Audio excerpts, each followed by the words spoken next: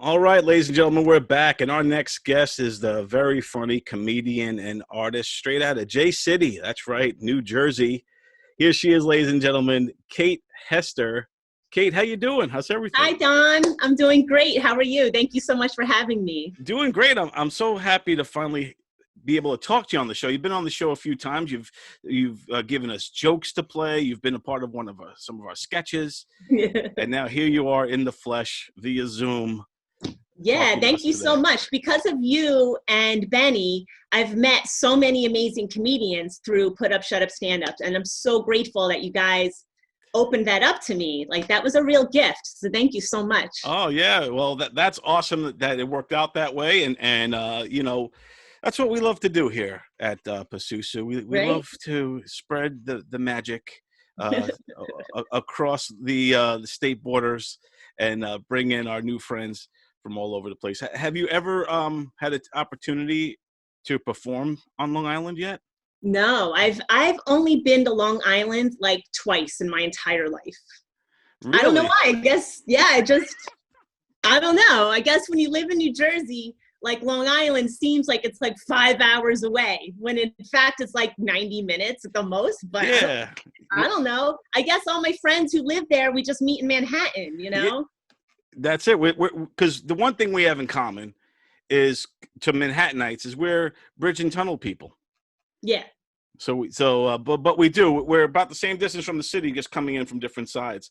Yeah, and I think New Jersey people and Long Island people are very similar. Even the accents are pretty similar. Very similar. Yeah, totally super similar people. What do you get when you cross an accountant with a giant jet airplane?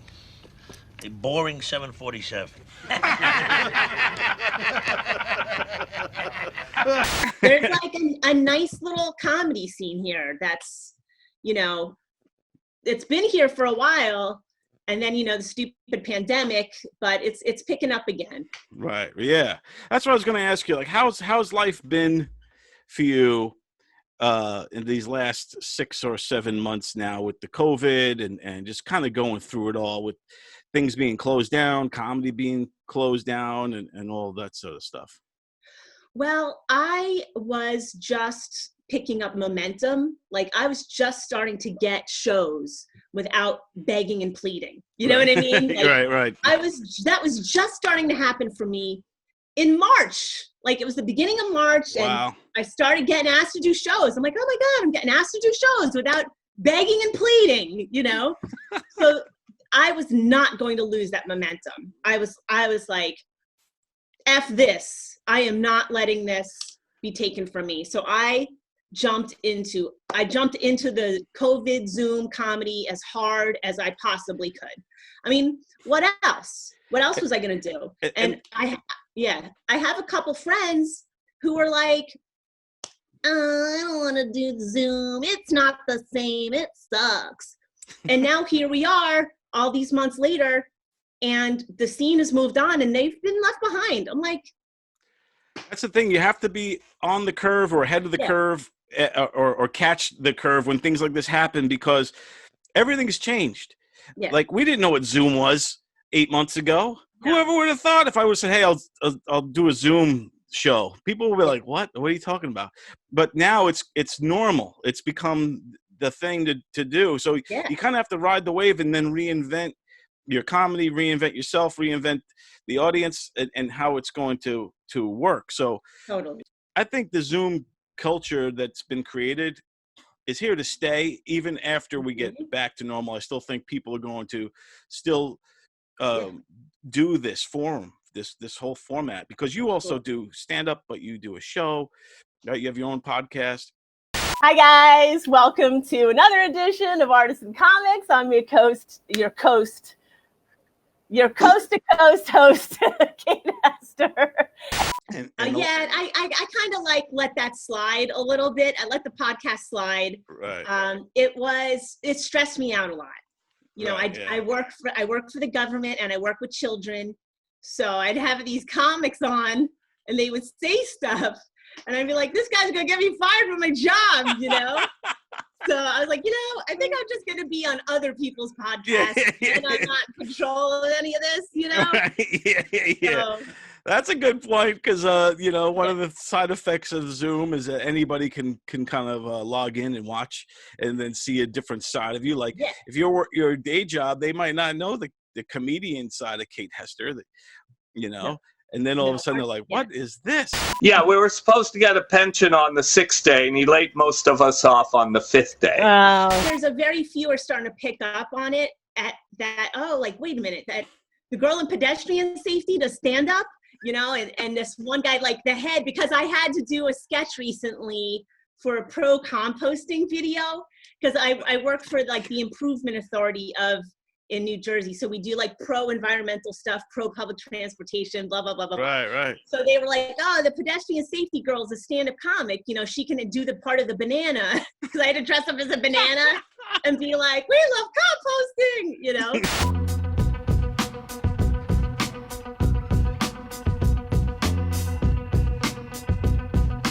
The head director, the big guy, like my great grand boss, was like, "Oh, we're gonna have to come see your act, I guess, aren't we?" And I was just like, "No, I talk about drinking semen. No, you're not coming to see my act, great grand boss." I would love to go see the great grand boss's reaction to that, to the semen drinking joke. I'm horny. Hope it never ever happens. He might get a kick out of it. He might be like, "Oh, that Kayt with her. Oh, that Kayt loves sucking dicks." Old man is horny. She really is into it. But you know, I don't bring that into my pedestrian. Right? Yeah, you know. Yeah. I leave that at home. There you go. Or on Zoom. Either way, it's fine. There you go.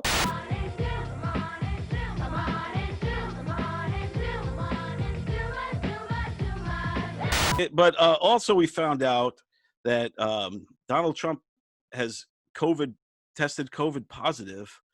What do you think of like our leader right now has the COVID? I'm going to Walter Reed Hospital. I think I'm doing very well, but we're going to make sure that things work out. Does that scare you?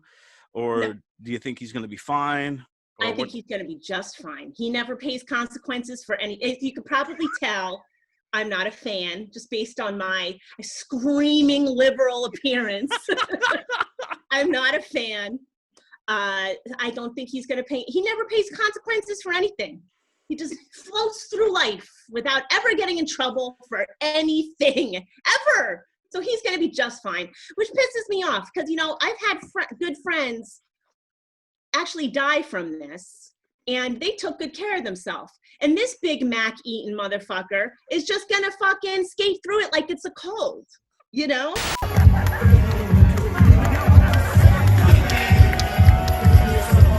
It's true. There are certain people like Donald Trump. I would say Howard Stern also. There's guys that just say and do things and karma never comes knocking. They never have to answer for karma. Never. And all the religious wackos who love him, like you to think that like the whole like porn star with the pregnant wife would have been enough. Nope, it wasn't. They were just like, Jesus wanted him to have sex with a porn star. Jesus sent him that porn star, you know? What? But a lot of religious wackos like super hate women. So you never know. They were probably like, well, even though she just pushed out a child, she probably wasn't taking care of his needs. And, you know, Donnie needs his dick touched. So.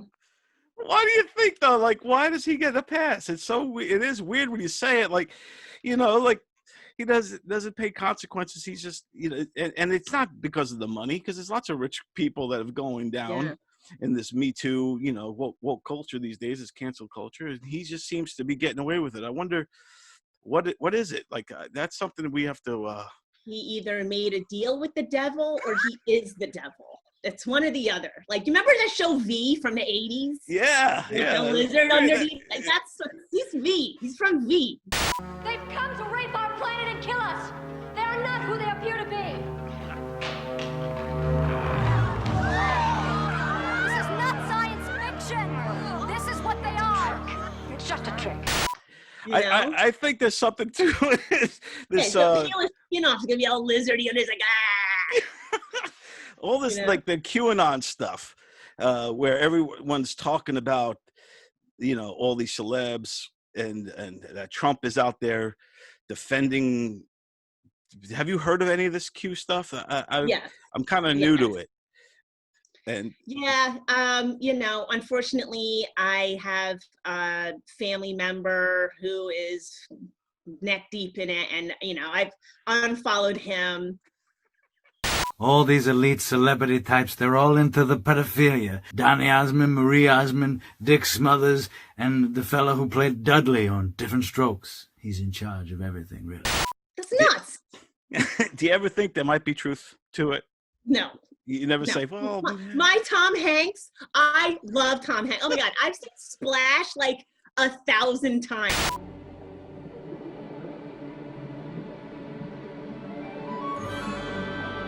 So there's no way Tom Hanks is involved in it. There's no eating babies. There's no crying when you eat babies. Nobody eats babies. Just stop, There's no crying. There's no crying in baseball. Like, I can't believe we're back in sweaters again. Like when this started, my Zoom shows I'm in a sweater because it's cold. It's yeah, right. And now we're back. I'm wearing sweaters again. And I'm like, I can't believe I'm back in a sweater again. Yeah, we're still in the same predicament. I mean, yeah, things are now opened up. It's a little bit different. It's not that I don't think people are as afraid as they were in the beginning. There's toilet paper available now. So yeah, like what was that? Yeah, it was just crazy. The numbers are going up in Jersey City again. So that's to get back to where we started with the whole like comedy and Zoom. This is coming back again. So you got to jump into the Zoom thing because winter's coming. So the outdoor shows are going to suck. I don't know how many outdoor shows you've been to or performed in, but they suck. It's like 54 degrees up there on those roofs and the wind is whipping down and like I have to pee. You're peeing in the woods of these parks in Brooklyn. It's all in Brooklyn. I've traveled 2 hours to get there and now I'm looking for a place to pee. I'm picking like the nicest looking lady in the audience. Like, can you come watch me pee in the bushes, please? So you got to hop on the Zoom thing. The train is left without you. Yeah, and it's good that you're ahead of that. But talking about, I know I saw some images of you. You did a rooftop show. You've been doing these outdoor shows. So it's good that you're getting out there and doing your craft. And how does it feel to be in front of an audience versus, the Zoom culture? Even though with Zoom, you do have an audience, just a different type. It's a different style. Like it's different and it's much quieter.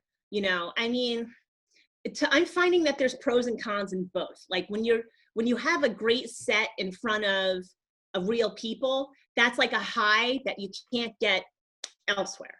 We showed up, it was this great spot in Brooklyn. It's called the Tiny Cupboard. And it's like the hottest spot to have a show right now. So I was asked to be in a show there and I was like super psyched. You don't say no. If they say yes, you get your ass there. It's 2 hours away. It's like 4 trains for me. I took the journey. My Sherpa and I took the journey together. And once you get there, there is this like metal staircase on the side of the building. It's like a fire escape staircase. And it's kind of terrifying. And that's how you get up there, huh? Yeah, it's kind of scary. And I used to work on a construction crew when I was in college. I was painted houses. So I've got over a fear of heights and just do what you have to do. Just fucking do it, Right. And because you can't be on a crew, can be the only female on a construction crew and be like, I don't want to go up the ladder. Like, that's not how feminism works. You have to get your ass up the ladder. You know what I mean? Yes. So I show up with the two other comics and they hated heights, like hate heights. And it was a whole thing. It was a whole thing getting up the stairs. And, but we did it. They did it. We did it together. We were a team. No comic left behind. It was like a Vietnam movie. I'm like, I'm not leaving you here, man. We're getting you up those stairs. We're doing it. We're doing it. You don't get a show at the Tiny Cupboard and then not do the show because you were afraid of the stairs. You're getting up the fucking stairs. So we got up there together as a team and it was all good. It's a whole adventure. just before you even start the show. A whole adventure. Yeah. So then I get up there and I'm like, I forgot every joke I've ever written. You know? So of course I'm like obsessing over my notes, and it was good. It went well. I did good. I might have sworn a little too much though. I swear a lot when I get nervous, and then you can't send those videos to festivals. They want it to be as clean as possible. So I'm like, well, there goes that. But have you ever gone up completely cold with no material, like, and just winged it? No, I'm a writer. My stuff is well written in advance and memorized and practiced, and you know, I'm a joke writer. I don't get up there and just riff. I barely do crowd work, barely. You know, I'm a joke writer. That's how I write, right. And then I get up there and I read to you my writings. I wonder what the legal percentage of Oompa Loompa hair and feces that's allowed in each Wonka candy bar. Agency that keeps tabs on that. So you're right with the like word for word, like memorized, or do you kind of go off script a little bit? Or I try to word for word memorize, which I know other comics are like, you can't do that, man. It'll trip you up or blah, blah, blah. And I'm like, well, you know, I'm not going to get up there like you and be like, hey, nice tits. Where are you from? Miami? Like, yeah. Well, like Seinfeld's like that. He's meticulous with the words, and he'll tell you when he's a wordsmith and a craftsman. Jerry Seinfeld. Oh, yes. So to me, he's the quintessential. There's a lot of guys like him that do that. Like you're like that, you know, and where you write the jokes a certain way, and that's the way you want them. You don't want to, if the word is like, if you're doing a joke about fish or whatever, you want like, what's a funny sounding fish name? You don't want to go with, with flounder. So, you know, so everything, every word matters, you know? Yeah. So like, you know, he would prefer to go, you know, with a red snapper or something like that, because it sounds funnier. That was a good Seinfeld. I don't know. But yeah, my stuff is written and then rewritten and then written again and crossed out and written again, and I practice the shit out of that stuff. And if I try it out like 3 or 4 times and I'm not getting the type of laugh I want, I cut it, like, done. Completely kill it, or you try to rewrite it? It all depends on how good the premise is. Like, I thought I had a great joke. Like, the whole, like, Alex has started ordering. Plus, it also has to do with how fast the news is going right now. Like, already, everyone's forgotten who Bob Woodward is. Yeah. No one knows who Bob Woodward is anymore. It's already been a whole 10 days. Yeah, that story came and went. It came and went. Yep. So, I had this joke, like, Alex has been ordering all the survivalist gear off the internet, which is true. Alex is a prepper now. He's getting prepared. The pandemic broke his brain, and now the end of the world is coming. So he has to order all the solar powered water heaters or whatever, right. You know. So all this prepper gear is coming to the house. And I'm like, honey, what's going on? What do you know that I don't know? Or do I have to wait 6 months? Do I have to wait 6 months for your book to come out? Am I getting woodwarded? Are you woodwarding me?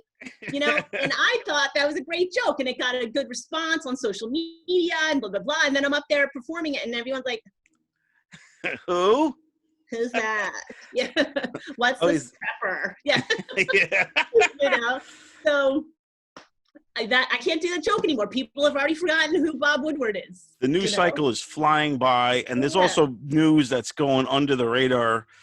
I've mentioned this a lot, is like they found UFOs on Earth and they have them, and the military has admitted that there is potential space aliens have been here, and we just rather argue about masks. Yeah. I'm like, there's aliens here, man. This is big news. I've barely heard about the aliens. So I'm saying it's not even like never talked about. You never see in like, CNN or Fox News. They're completely ignoring the whole space aliens thing. Please, no. We mean you no harm. We traveled to your planet to find an evil little girl. We must destroy her before 7 days. I believe that, comedy needs to push the line, and because comedians are the last source of the truth, really. And honesty is said in jest. and we need that, you know, and all that kind of stuff. But the consequences that are now are crazy, man. And like, you know, where it will cost your whole career. Yeah. That's why I stopped doing my podcast. Exactly. Yeah, I stopped it. And because, you know, I'm a huge supporter of the LGBTQ community here, and I'm asked to host their events. I host the Doggy Fashion Show. Right. So like, I stay away from any type of. But can't you be a supporter of them? And if as long as the joke, like, if I make a joke, I don't have any. But if I was to make a joke about the LB community, right? But I support them. Is that still like, you know? It's better. It's not our jokes to make. It's for them to make. If that's for that joke is for, you can sell that joke to a gay comic. You know what I mean? Like that's not our joke to make. And I'm not even worth risking it. It's not even worth risking it. It's like, it's not worth it. You know, I'll just stick to my middle-aged, like horny old broad in a long-term boring relationship jokes who works for the government. Like, I'm horny. I'll stick to my world. Like, that's the thing. Like, right, yeah. Because once you do go off, I see your point there. I think once you do go off and get out of your lane a little bit and start making fun of them, like, hey, those people and those people, that's when you could run into some issues. But if you you know, you're going to get in trouble for even saying those people. Yeah. You can't say that. I know, that's the thing, the pronouns now, and we're in some murky water now where it's just weird because, and I think there should be a grandfather clause for some of this new lifestyle, the way we have to live. And I'm talking about like my lifestyle. Sure. Where now there's certain things that, like pronouns and things that I could offend people with not even knowing. Pronouns are important because they indicate a degree of respect. Who doesn't want to be respected? As a writer and as a comedian, is this better or harder for you with material? Is it a challenge to say, all right, I can't joke about this, but I could joke about this, or does it? Well, yeah. My life is ruled by anxiety. So I'm worried about like the stupidest things sometimes, you know, like my joke about like, you know, one of my recent jokes is I've been with nothing but musicians. So I've ingested so much musician semen that I should just be able to pick up a guitar and play Wonderwall without a single lesson, right? So now, of course, because I mentioned my ex-husband was a musician, all the idiots that came after him were a musician, and now I'm with another musician. And so now I'm like my ex-husband's still one of my very best friends. Like, we're still very close. So I'm like, oh, is he going to get upset that I'm talking about sucking his dick on stage? And I'm like, Kayt, you were married for 16 years. People know you sucked his dick, okay? Like, I'm horny. It's not a secret. Right. All right. You were together for 16 years. It's not a secret. But in my head, I'm like, oh, is he going to get upset that I'm talking about doing intimate things with him on stage? Or maybe I should text him and ask him. And I'm like, Kayt, knock it off. I'm like, he's probably going to laugh at that joke, whatever. Like, but I worry about everything I write. I put it through the ring. Like, who am I going to offend? Who am I going to offend? Who am I going to offend? And, you know, I have a big joke about how I was born cross-eyed. And how, and then I was like, am I going to offend cross-eyed people? You know, but I consider myself one of them. Still, yeah, so you should be able to get away with it. Cross-eyed community. Right. You know? And if I get drunk enough, they recross. So I'm still allowed. I'm allowed. Yeah, I do think, I feel like it is a challenge these days for comedians, you know, because everyone has a cell phone now. Everyone's got the torch ready to light it up. And, you know what I mean? And it's just a weird time. But at the same time, I think that comedians need to be heard. They need to challenge the status quo. And, and I mean, look, I'm not like saying I'm this flawless, wonderful creation of the perfect whatever. Like, I get offended too. Like, I was at some open mics last week where I turned to my friend and I was like, this guy's a disgusting fucking pig. Like, this guy's the fucking worst. Like, so I'm not like, oh, I'm perfect, blah, blah, blah. Like, nothing offends me and I don't offend anybody, blah, blah, blah. I get offended. Like, there is the lines to be crossed, and there's dudes out there crossing it. And you know, I've definitely been the chick in the audience. It's like, this guy's disgusting and I will never do a show with him. So it's not like I'm so open-minded, doodly-doo, I never get offended. I do get offended. You know, I don't want to hear that women are worthless pieces of shit. I don't want to hear about pedophilia. You know, I don't want to hear white people making black people jokes unless it's like, that line is walk like a tightrope. Like, you have to like, who's that French guy they made the documentary of? Oh yeah, when he the tightrope walker. He did the World Trade Center. Yeah, like, Twin Towers. Yeah, that's like, you got to be that guy of comedy to get away with that shit.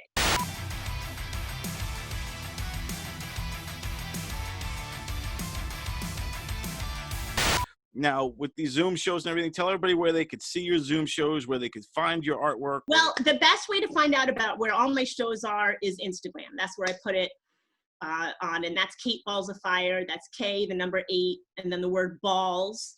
And then I'm usually the first one that comes up.